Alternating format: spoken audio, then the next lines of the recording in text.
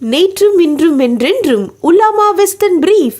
உங்கள் நெஞ்சம் தொட்டதும் நெஞ்சில் இருப்பதும் உலாமா வெஸ்டர்ன் பிரீஃப். தலைமை நீதிபதியின் அனுமதி பெற்றுதான் அமைச்சர்கள், முன்னாள் அமைச்சர்கள் ஆகியோருக்கு எதிரான வழக்குகளை மறு விசாரணை செய்ய உள்ளதாக கூறியுள்ள சென்னை உயர்நீதிமன்ற நீதிபதி ஆனந்த் வெங்கடேஷ் எந்த வழக்கிலிருந்தும் விலகப் போவதில்லை என திட்டவட்டமாக தெரிவித்துள்ளார்.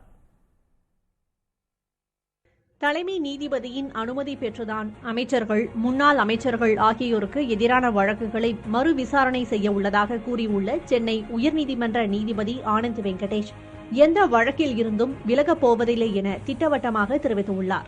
முந்தைய திமுக ஆட்சி காலங்களில் KKSSR ராமச்சந்திரன் மற்றும் தங்கம் தென்னரசு ஆகியோர் அமைச்சர்களாக இருந்தபோது புகார்கள் அடிப்படையில் அவர்கள் மீது தொடரப்பட்ட ஊழல் வழக்குகளில் இருந்து கீழமை நீதிமன்றம் இருவரையும் அண்மையில் விடுவித்தது. இந்த வழக்குகளை உயர்நீதிமன்ற நீதிபதி ஆனந்த் வெங்கடேஷ் தாமாக முன்வந்து மறு விசாரணைக்கு எடுத்துள்ளார். இந்த வழக்குகள் மீண்டும் விசாரணைக்கு வந்தபோது KKSSR ராமச்சந்திரன் தரப்பில் ஆஜரான மூத்த வழக்கறிஞர் NR இளங்கோ நீதிபதி ஆனந்த் வெங்கடேஷ் விசாரணையில் இருந்து விலகிக் கொள்ள வேண்டும் என வலியுறுத்தினார். மறு ஆய்வுக்கு எடுத்த வழக்குகளை எந்த நீதிபதி விசாரிக்க வேண்டும் என்பதை தலைமை நீதிபதிதான் தீர்மானிக்க வேண்டும் என தங்கம் தென்னரசு சார்பில் ஆஜரான வழக்கறிஞர் வலியுறுத்தினார்.